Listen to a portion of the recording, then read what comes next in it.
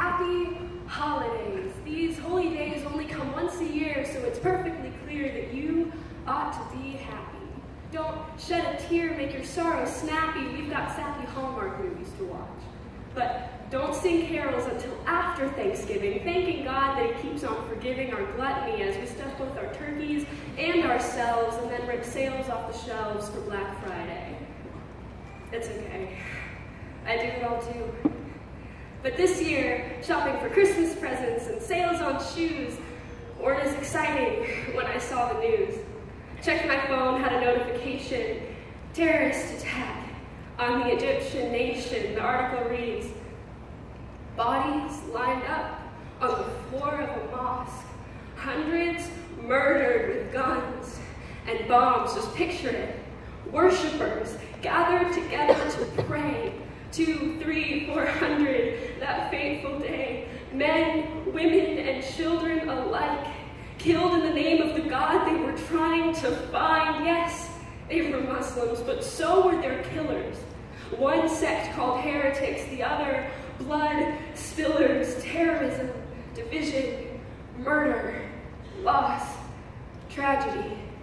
And just an ocean or so away, I spent the whole day rushing from store to store looking for more things to buy. Do I even have a right to cry, to mourn their loss? They drop like flies while I shop at Ross. What does Christmas mean to those who have just seen their families blown apart? To the child whose daddy has a bullet in his heart? To the refugees banging on the door of our country saying, someone please help me, love me, how can we be bringing tidings of good cheer to the millions of people who live in fear for their lives? And in despair, I bowed my head. There is no peace on earth, I said, for hate is strong and mocks the song of peace on earth, goodwill to men. A baby's birth in Bethlehem 2,000 years ago. Angel trumpets blow, wise men show their adoration. This nativity may inspire my imagination, but what application can it possibly give to those living in discrimination, degradation, and isolation? Could there possibly be restoration? All creation feels this separation, so why this Advent jubilation? Could this Jesus baby bring some kind of compensation? Yet, he gives his participation. Emmanuel, God with us. Jesus, born in the midst of the mess, nothing dressy, nevertheless he came. Come, thou rod of Jesse, free thine own from Satan's tyranny. From depths of hell thy people save and give them triumph o'er the grave. Come, thou dayspring, come and cheer our spirits by thine advent here. Disperse the gloomy clouds of night and death's dark shadows put to flight. Perhaps this season of lights and wreaths actually means something to the ones losing everything. Maybe wise men following their star is to show us that there are lights in this dark world. Maybe God, born in a manger, is to show alien and stranger that good can even come from a cruel ruler or a government trying to murder children. Maybe shepherds invited to see a king is to show the broken that they can bring themselves boldly before the throne. Maybe the fact that there was no room for him in the inn is to show the refugees that our God understands rejection. And maybe this baby ought to teach us to identify with the hurting. Truly, he taught us to love one another. His law is love, and his gospel is peace. Chains shall he break, for the slave is our brother. And in his name, all oppression shall cease.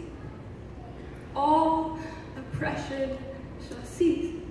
There can actually be peace. So maybe the lights and the stars and the wreaths actually means more to the poor and the needy, the oppressed by the greedy, the depressed and the bleeding, because our God does not stand at a distance or express passive resistance to our pain. Christ's very existence is the refrain that proves that our God will not sit by while his people suffer. The Messiah is also the lover of our souls, and this love compels us to sing in the midst of suffering, to spring up living wells within us, then ring the bells more loud and deep. God is not dead, nor does he sleep. The wrong shall fail, the right prevail, with peace on earth, goodwill to men. So to the worshipers who face this tragedy, my heart goes out to you completely, and like the little drummer boy, I'll bring whatever I have to give to aid your cause. And to the rest of the world, drowning in Santa Claus and consumerism, allow the schism to hurt and to ache. Mourn for the members of our human family who cannot live freely. It is not an anomaly to experience pain during this season. So let's allow Christ's birth to give us more of a reason to step into the mess like our Savior did. Our root of David, and when we felt pain, we must also feel his sovereign reign. The babe in the manger is the lamb who was slain, is the one who rose from the grave with the keys to death in hand. Christmas means we understand the light more in the midst of the darkness, understand love more in the midst of the fear.